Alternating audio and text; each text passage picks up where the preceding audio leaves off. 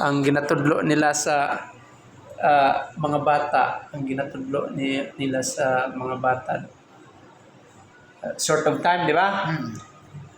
Karon, we are in the last days. Kumbaga, nanata sa last days. Kumbaga, short na ang panahon, pero kasagaran ang ginatudlo sa mga bata karon, may mga problema gyapon kung makulang. Usahay, tudlo. Dito pagyapon nagasugod sa history. Mara na yung mga drawing. Kasi bata gud para malingaw, pero which is mali. Why not? Bakit dili na lang gidiretso yung pa sa usa ka pastor, sa pastor namo ug sa pastor nga ako nadunggan niya. Why not nga dili na lang ka mo diretso dito kay Jesus? Kung paano na himugso si Jesus na tao diri sa kalibutan, kung paano siya namatay. Kasi ipasabot diretso sa bata, dili kay paagi pa sa kalye pa, mga kuang-kuan. Kay ingon bata, hindi dili ka sukad sa gahom sa balang espiritu. But nakoy mensahe dinhi. Gingon dire pers, gingon dire. Si Timothy. Kininindot ni siya kaya si na naman ta sa last days. So kanya tinod jud ni siya, nindot din siya. Timothy, Andre. Patience, Timothy. Yan. Di na ako pamilyar ni kay di mang bago pong good ni nga sa ako. 3 Titus na. 2 Timothy. Iba ang rendition niya. 2 Timothy chapter 3 verse 1. Ingon niya. Ingon pa niya, but understand this, that in the last days there will come times of difficulty. Pero sa ubang salin, mark this, in the last days there is a perilous time. Pag mingon ka kasi perilous time, dangerous siya, critical siya, kumbaga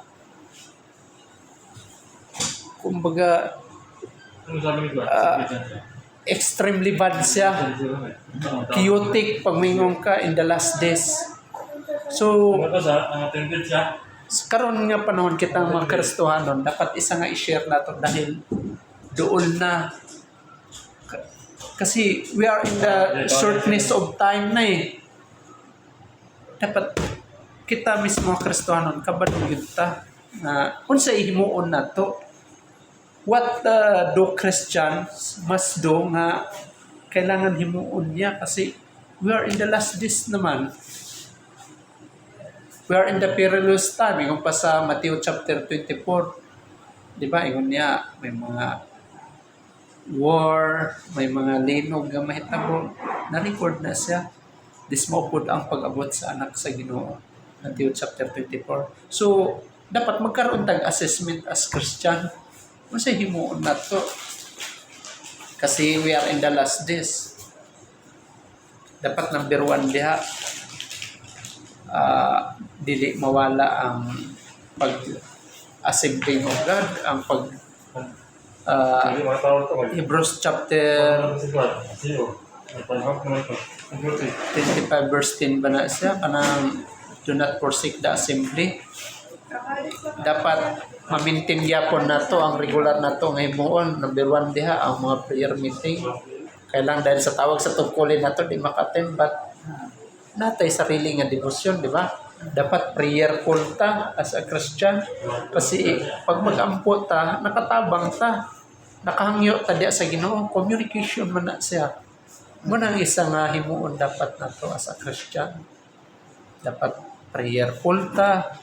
Tapos, dahil shortness na ang panahon, dili ka mo share sa i-share yun nimo kung unsa si Kristo sa imo kinabuhi kasi maabot ang pagpanudya ingon pa paninglan ka sa dugoy. Parehan ni Dasalia, wala nato gipadung. Sir, na pa manggani ta sir sa conference room, sir, wala man nimo gi-share si Jesus sa ako di ba? Ang importante gyud ang tao sa pangidadon na po ron sa pag-study na po ug buhi ko sa dili pwede ang tao gyud nga walay Ginoo. dapat spiritual nga bahin gid balad siya dapat. So, dapat sa testimony, diba? I-warningan nimo ang tao, i-warn nimo nga mo ni dapat timuon ani. Ang problema man gud sa Kristohan no. Mapay salawayo po mapay questionable pero hindi ibig sabihin dahil mahinhin ka mo na gusto sa tao hindi. Mali na siya. So unsa pa gusto nimo may tabo sir na Okay naman to. ma-share na to.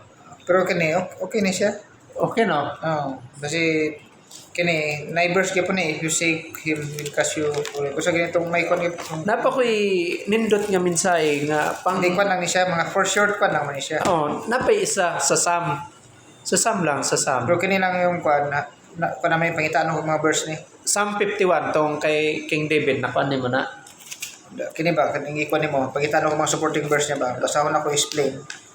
Siyempre no the God of your father. Bisag wala Nga na. ninuno natin. Nakoy nindot pa sir. Kini okay mas kuan ako explain ako sa mga morning nindot nimo sir kay King David Psalm 51 verses Psalm Pero kung diri kaniya ba, o sige, kung mo diri itong conclusion mo diri that verse kaniya. kini siya. Ingon pa niya, if you forsake him, will cast you forever. Ang conclusion din Kabuuan na ni siya. di ba sa Revelation chapter 3 yun sa higingon? Di ba ang bugnaw edit the Laodicean church giluwa sa Ginoo? Di ba? Marahil nasulti pod ni King David ni sa kay King Solomon dahil sa experience niya kung giunsa sa panahon nga nag-disobey, sa panahon nga gibaliwala sa Israelites ang Ginoo. Dili ba nagkaroon sila curse? Ang edad nga 20 years old pataas nga naapil sa census, one by one namatay sa deserto. Nasa Book of Numbers chapter 23. Nasuko ang Ginoo. Gusto niyo basahon na to para patunayan? Sige na. Wala isulti din mo nga kasi magkaroon Okay din ng ni, judgment. studihan ako ni mga short explanation lang siya. Mo nang dapat isir ni mo dili pwede nga modugay ka. Dapat punto por punto. Punto kay Kini dili ta sige paigo kasi mga tao na dili maningon niya kung kamatuonan man kini kini related sa ato kay ikaw nagasimba mong kagyapon Kristohanon maka related ni sa Psalm 51. Ingon pa diri ni King David, create in me a clean heart, O God. Babasa. Psalm number 51 verse 10 to 12. Kanta na Nindot siya. ang explanation ni sir. Ma-sir ni mo ni ingon niya.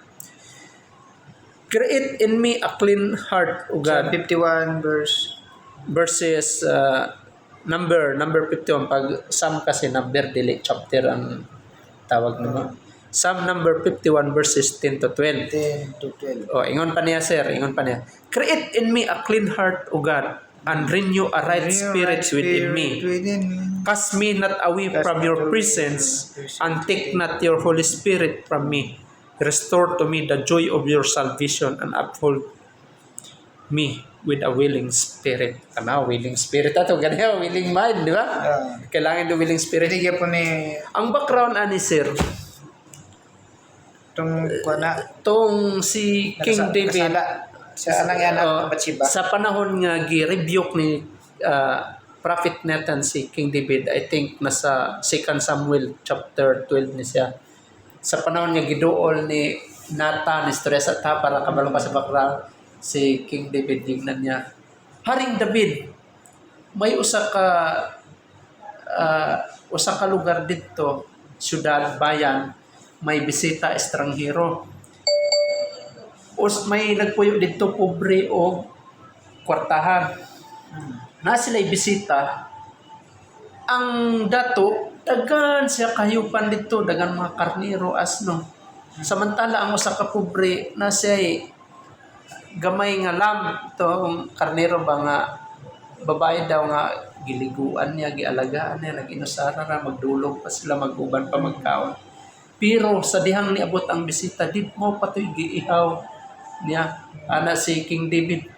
Kinsa tong tawhana to dapat mamatay, dapat magbayad pa siya og dublian. Giana siya dahil ni Gikatay niya. King Nathan kay gikatay to. Pasumbingay to kay Kuan para dakpon si King David. Ikaw to, King David. Unsay gihimo ni King David?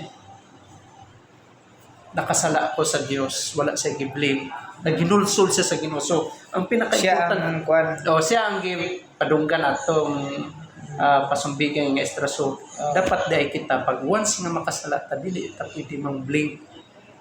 Ginoo lang ta. Bahala nang Ginoo surrender. So, bakit nasulti niya, sir? Balik ta dito. Bakit nasulti niya? Ingon pa niya dire sa verse 10, create in me a clean heart, O God, and renew a spirit within me. Bakit wala siya nag-ingon nga, Lord, i-restore ang ako kasing-kasing. I-renovate lang ba siya? I-restore. Anong nag-ingon siya, create in me? Kasi sa 2 Corinthians chapter 5:17, sa giingon niya, Ato? if anyone, therefore, ingon pa niya, if anyone is in Christ Jesus, Say bago na. he is a new creation. The old has gone and the new has come. Muna'y gusto mahitabo ni King David. Gusto niya bagong kasing-kasing, di ba? Presko siya. 2 Corinthians, di ba? 2 Corinthians chapter 5 verse 5:17 na siya. 17. Gusto niya bagong binuhat na siya. Sir, hinlo na siya. Gusto niya totally surrender na siya. Isalikwan niya ang tanan. So, diri sir, nag-ingon diri, cast me not away from your presence and take not your Holy Spirit from me.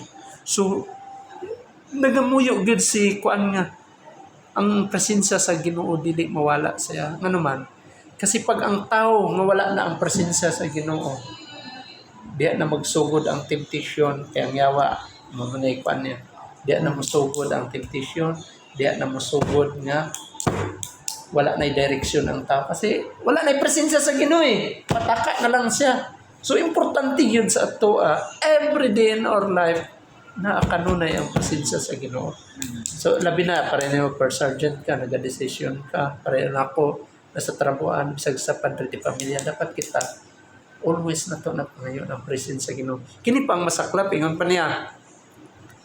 Ingon pa dire. Ingon pa niya. Asa to? Ingon pa niya, and take not your Holy Spirit from me.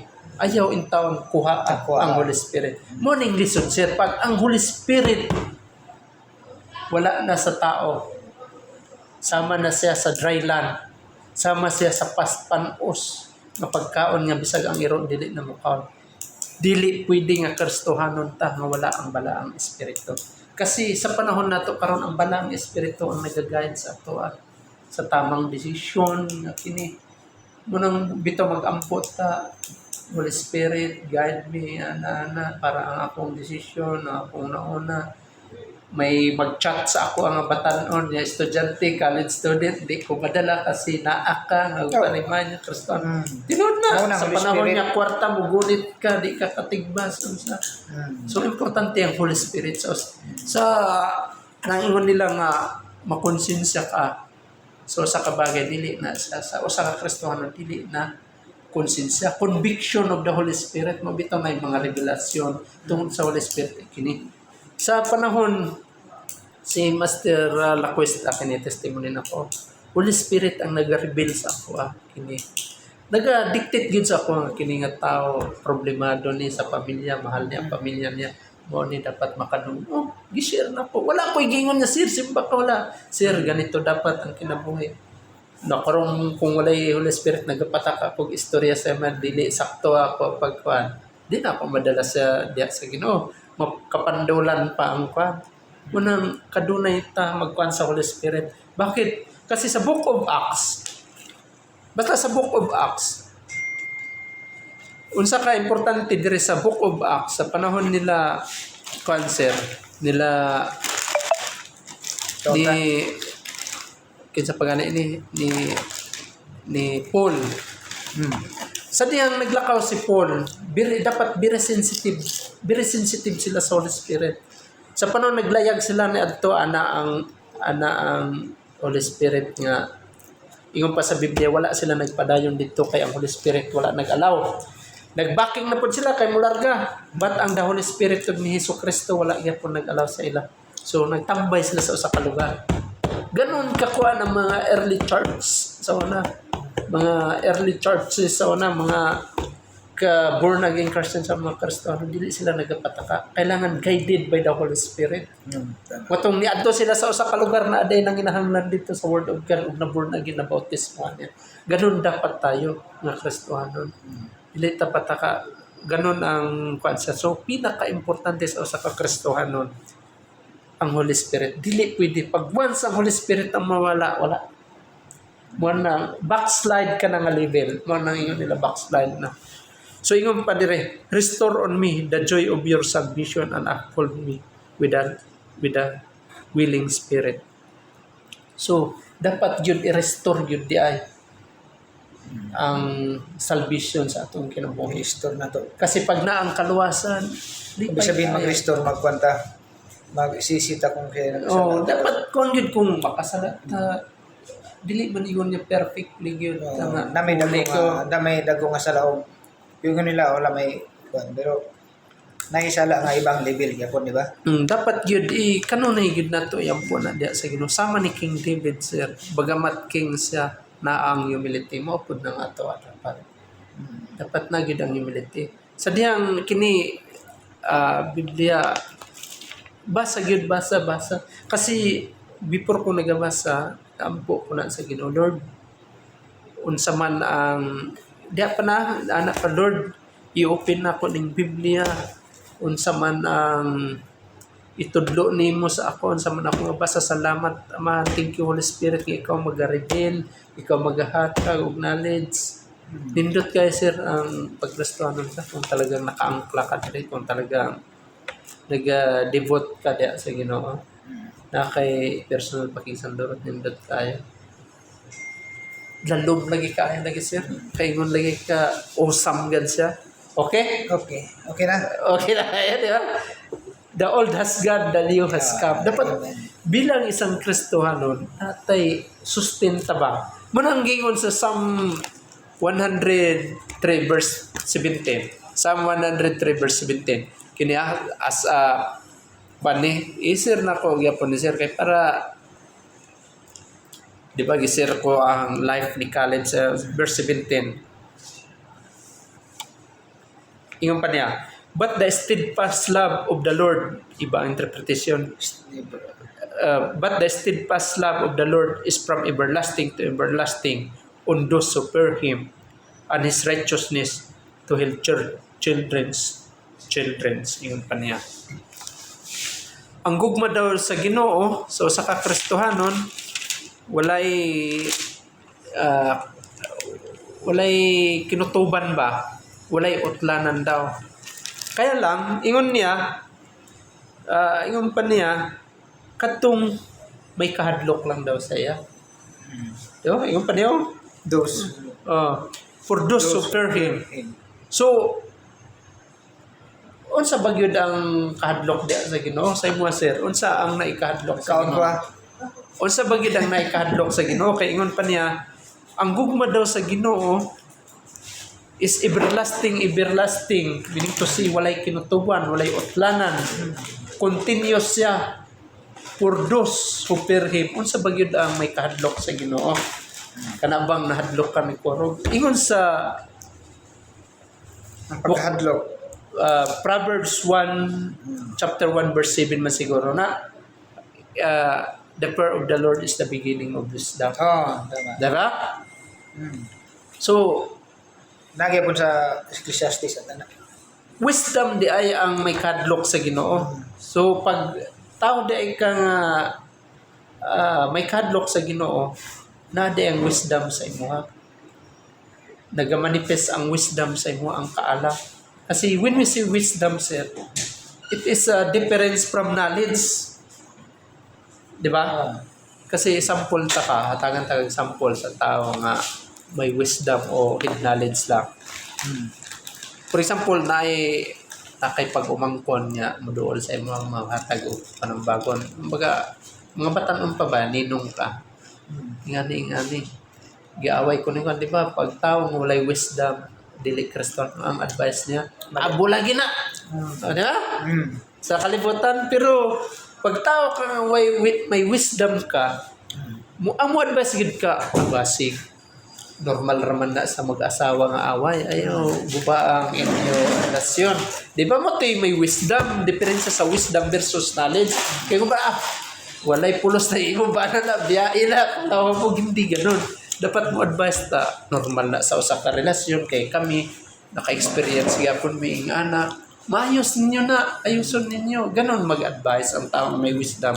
O walay wisdom, kanang head knowledge lang ba? Mo na siyang ibig sabihin. Tapos mag-away nga bata sa anak ni mo. Dili mo. Papa, kuan ko ni kuan. Kwatong patuki. Dili ni wisdom to. Dili siya sakto. Tapos ingon pa niya, and his righteousness to his children's.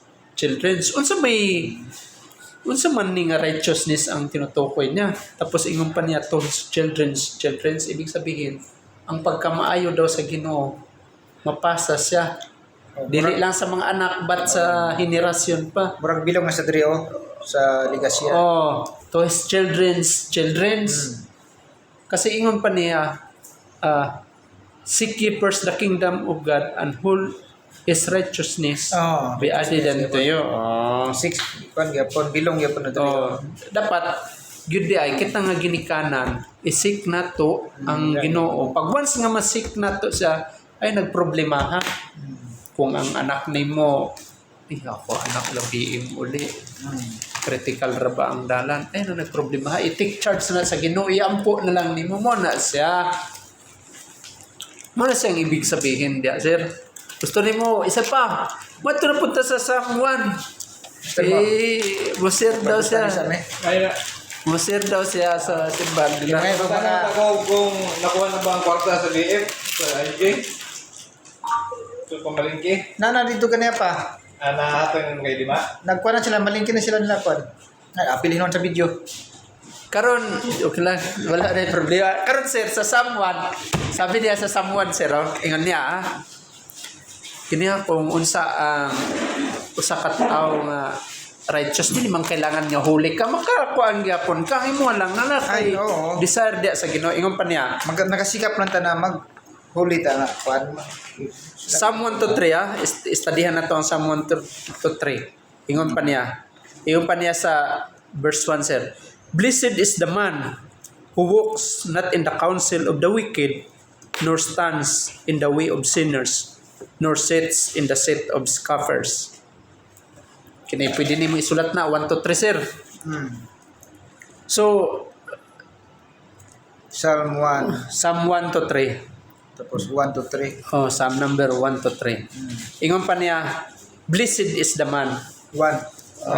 Blessed is the man. Bakit nagisgot siya Blessed is the man. bakit nagisgot siya o blessed is the man? Equivalent niya woman gyapon, di porket naka-address sa tao kasi gi-address na lang niya sa lalaki, kaya ang lalaki kasi authority that time, pinaka kumbaga haligi ng tahanan. Bakit naisgutan niya blessed is the man? Bakit nagisgot sa blessing? So meaning to say, duha ra gyud ang mapaingnan sa tao. It could be blessing or curse. Pag once nga dili niya sundon, dili siya mag-aubli sa kasuguan sa Ginoo. Kasi ang Ginoo dito sa verse 1, tulo kabahin ang gisulti diri. Ingon pa niya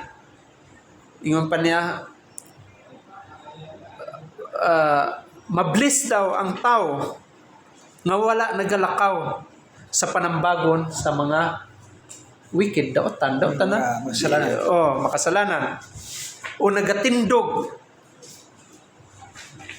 nga kauban ang makasasala. Ingon pa niya, o nagalingkod nga kauban gyapon ang unbeliever gyapon, scoffers, ang mga pamba kanang mabugal-bugalon. Ingon pa niya, tatlo ang gihisgotan dinhi. So marahil nahisgot niya ni na pag once nga ikaw nagkipag equally yoke to unbeliever, pero does not mean sir nga dili naka makipagalubilo sa kuan, dili nimo literal na sa meaning to say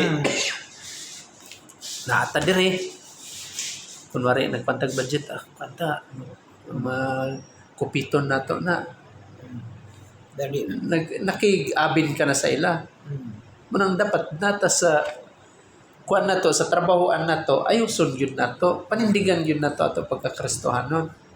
Apil-apil ka dito sa suyop sugal tong it na dili na maayo. So it could be curse or blessing ang may tabo sa imo pag masipyat ka sa decision nimo. Muna siya ikaduha ingon pa niya, kung ang iyang kalipay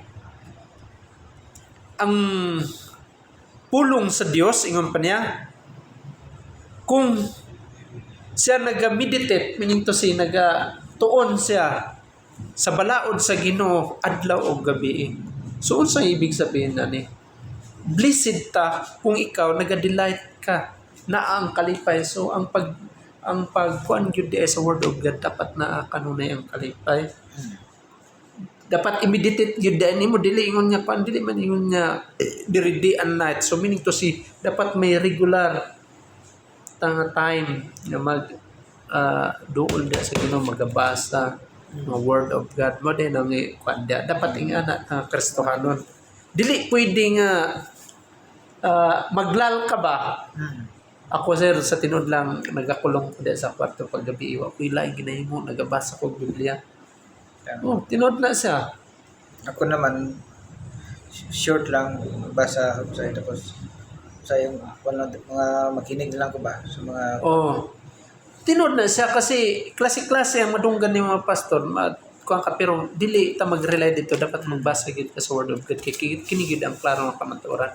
Dapat kita Kristohanon dag-on na to ang secular nga kalibutan dag-on na to dili pwede nga kita ang ma-overpower nila. So kini pang pinakanindot sir kung nagabasa ka, naga-delight ka sa word of God, kung wala ka nagasunod sa ginahimo sa mga pasasala unsa bang ginahimo sa kalibutan at tugdiskuhan unsa ba tanan dia 1 to 3 kanang ginahimo nila ba mo ni siya ang resulta sa verse 3 ingon pa niya. He's like a tree planted by streams of water that yields its fruits in its season. Tama na ako na. Gikumpara siya musampol tag kahoy dito ta sa lubi kay mapuslan tanan. Di ba ang lubi pag matanom siya sa the plains sa suba O dagat. o dagat, di ba? May favorite. Bunga kayo siya, bunda kayo. Ingon pa niya, mamunga siya. Di ba ang mga prutas, di ba ang mga prutas seasonal siya sa mga mara, mga sa durian, di ba? Seasonal. May bulan yun. Pero diri, nagahisgot siya nga kini nga kahoy. Bisag dili season niya, mamunga siya. Abundant siya. Ang sabar ng dili season, niyog lang. Ang ginasulti din meaning to si abundansya nga kinabuhi. Mo gani. Blessing. Dili man abutan siya sa kinabuhi nato, murag sa spiritual. Kuan ba? Abutan siya. Dili ka maglisod-lisod. May solusyon kanunay man ang ibig sabihin. Dili ingon nga literal nga abundant Magdato life ka. nga magdato hindi ganon. Meaning to si lahat ng mga asa kaniya ato may solusyon kanunay. Ang problema nimo mapukaw kanunay. So mo na siya. Yung pa niya ang iyan dahon daw dili malaya. Meaning to si presko kanunay. Sama siya sa lunhaw nga sibsibanan. So sa ato pa ang Kristohanon dili pwede nga murag subidahon kanunay ba? Kasi diri nagisgot siya dili malaya kailangan alive kanunay ang Kristohanon. Timay magadilig. Oo, kasi nadiligan siya. Kung sa tanong pa pero ingon pa niya in all that he does he prospers, meaning to say kung unsa man ang iya himuon kanunay yun. Nagauswag kanunay yun, nagalambo kanunay siya madinaugon, victorious siya. More than siya. Munang ang kining Biblia, Word of God, pindot kaayo ang tao lang yun. Usay ang Kristohanon dahil trabaho matong na ako'y tropa ka o man ako re-enlistment. Anak ni Kwamba, anak ni ating ito magulanggod niya nagalabada sa namin ni Pastor Barabagod. Ingon ako, di ba young people ka diyan na church? O sir, wala ka na nag-kuhan. Ako sir, kay busy na mo na mali. So una nang apply ka pa Grabe ang daig-daig nimo. Ah. Kay hatagan ka lang chance, hindi dapat karon ka mo dot nga naman mas critical kay naa ka sa sitwasyon nga kalibutanon nga trabaho. Pag wala ka pa Ginoo tas pamilyado ka halo-halo ng mo. La pinakamali nga desisyon gyud. Nag-istorya mi one-on-one ingon ako. Nakita tamanggod ka sa ona young people. Dapat bisag minyo ka ako sa dihang na born again ko. Promise gid nako, but as for me and my house, we will serve the Lord. Dili ko Lord musugot nga antod generation to generation man ako nag-desire ko kanunay bisag na ako ingon ako ang desire gid nako sir wala man kumigon nga motukod og simbahan ang ginakuan ko lang kana nga dapit naga-desire ko dili lang may balay ko may garden ko naga-desire ko nga na mga Bible study diya dapat ganun tayo mo nang bisan pag ikaw na lang nag-iisa nga Kristohanon nga born again dili ka magpadaog dapat continuous dapat masustain nato ano na continuous ang ato ang regular nga pakigsagdurot sa Ginoo ang devotion nato sa Ginoo bisag asa kadalon kami sir magpamilya sila misis anak nako badto mi sa usa ka lugar bukid na kayo bakasyon mi sa Oriental. Pag panahon nga matungnan mi baka sa ay madumingguhan ta dito na gid mi panimba Biblia dala gid diha makita ako unsa ka diha sa Ginoo wala to praise the Lord hallelujah salamat sa Ginoo alaan og pansa di ba Hindi mo sa detail.